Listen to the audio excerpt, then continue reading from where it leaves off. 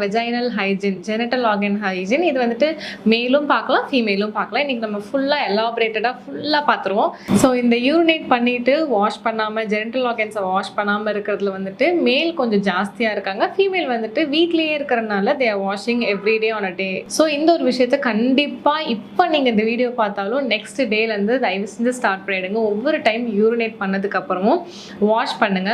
முடிஞ்சா இப்போ நீங்க வீட்டில் இருக்கிற ஒரு பர்சனா இருந்தீங்கன்னா வார்ம் வாட்டர்ல வாஷ் பண்ணுங்க. இல்லை வெளியே போய் சுத்திட்டு ஒர்க்ல இருக்கிற ஒரு பர்சனா இருந்துச்சுன்னா வெறும் வாட்டர்ல வாஷ் பண்ணுங்க. வெஜினல் பார்ட்ஸ்ல வந்துட்டு ஹாட் வாட்டர் எக்காரணத்து கொண்டும் நம்ம யூஸ் பண்ணக்கூடாது.